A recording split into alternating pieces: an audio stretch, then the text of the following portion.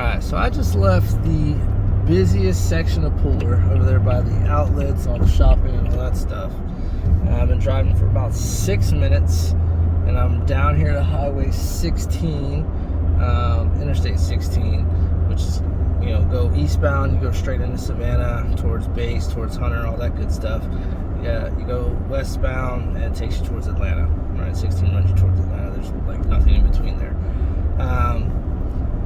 But, 6 minutes, I got to 16. Now, granted, I'm not in the heaviest of traffic. It's not rush hour. It's 2:20 in the afternoon. So I had a few minutes for traffic. I had 10 minutes for traffic. I think that's being generous, adding that much time for traffic. All right. Over 16, you cross over 16 and you enter Savannah Quarters. Right. Savannah Quarters is just where everything is moving towards, right? Everything is moving this way. Savannah's moving that way, Pooler's pouring that way. So it's still early on in its developmental stages, right? So when you're talking about return on investment when you're buying a house out here, the upside's huge, right? You buy now, or you buy early enough before everything's in there, you get it much cheaper than trying to buy it 3, 4, 5, 6 years down the road, and everything's here, it's established. There's a Costco going in across the highway here. The businesses are coming right behind all the houses, so it's up and coming and it's growing. So if this is a house that you're looking at to get that isn't the final destination, right? You're not staying here, the Army's going to move you again, or you just don't plan on retiring here, right? You're talking about return on investment is going to be, there's a lot of upside coming this way, right? Savannah Quarters, they have a giant shopping center of their own down here. The Village is Savannah Quarters, a bunch of apartment buildings back that way. But the school's out this way. We continue down this road. This dumps you into Savannah as well.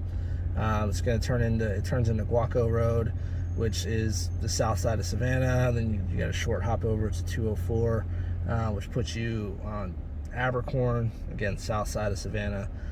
16 runs you straight into Savannah, right downtown. So you have 2 avenues to get to Savannah, and you don't even have to go to Savannah for shopping. You can just continue on this road, go up into Pooler, do your shopping up there, or anything like that. Schools wise, the schools out here are a little bit, I can't say the word better, there's a lot more opportunity for schooling out here just because it's not as jam-packed yet, right? So your class sizes might tend to be a little smaller. It's going to grow, obviously, but things are newer out here as well. So everything is growing this way, right? So again, I look at it from the business side of the aspect. If you're, this isn't a permanent station for you, or this isn't where you're going to stay for the long term, your return on investment in here 3-4 years from now, when all these businesses set up and they're established in here and it's up and running, it's going to be huge, right? But yeah, we'll just kind of drive down here. We'll take a look at kind of where the new construction's happening, and you'll kind of see a little bit down this way.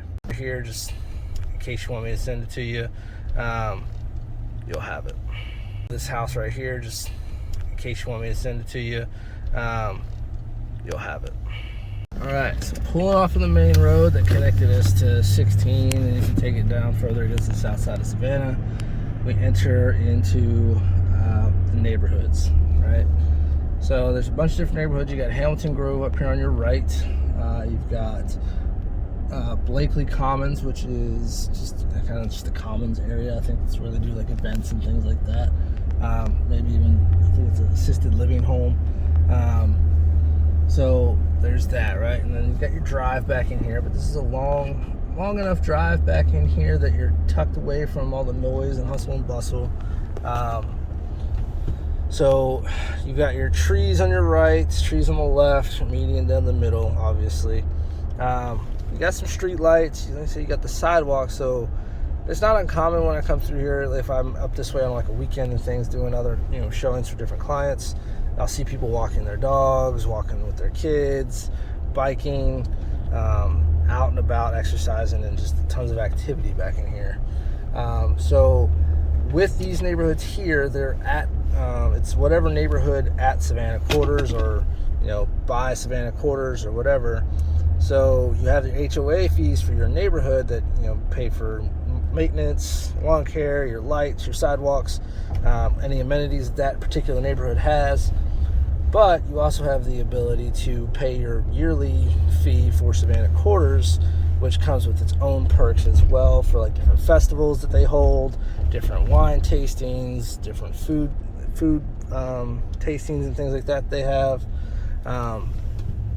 So you have that option to fully use Savannah Quarters to its fullest, right? Now, as we get back in here, for example, there's a lady walking her child here. So as we get back in here, we'll kind of see up here on the left, you have Berkeley Walk, which is all townhomes on your left. And then we have Davenport, which is just another little neighborhood tucked in its own neighborhood on your right over here, right? There's tons of new construction back here, so you see a bunch of work trucks and work vans and things like that coming and going back here right now. But as we get back in here, you'll kind of see this neighborhood is almost complete. I think they're the next to last stage. There's one more stage after what they're currently building, and then that's it, right? Once that's it, you start to see prices rise, because now the real estate is gone, right? The space is gone, it's used up, it's all built on, so now prices only go up from there, right? So this is another entrance for Davenport. So you see little ponds and lakes out here. Like I said, they did a pretty good job of keeping the natural scenery here as well. It's not so clear cut, like just emptiness, right?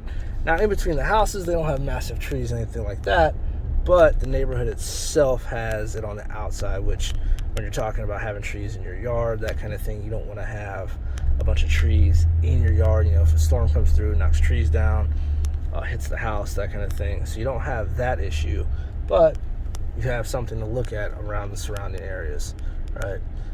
So as we kind of drive through, you see it's just, this is it. This is the neighborhood back here. This is called, we got Drayton Park on the left, Ellis Park on the right. So we'll kind of enter through Ellis Park, because that's where the home we've talked about before is being built. So again, it's just little neighborhoods inside of this bigger neighborhood, right? So I'm sure there's probably neighborhood rivalries when it comes to Halloween and New Year's and all that good stuff. This is kind of it, right? So this is the current phase they're in. Like I said, there's one more phase. You can kind of look through the houses. As we get up here, you'll kind of see there's one more phase going in back here. That's it, right? So that'll be, as we look through here, where they're starting to already put up the little blocks for the foundations. That's it, right? That's the next phase, and that's it, because those trees back there are staying, right?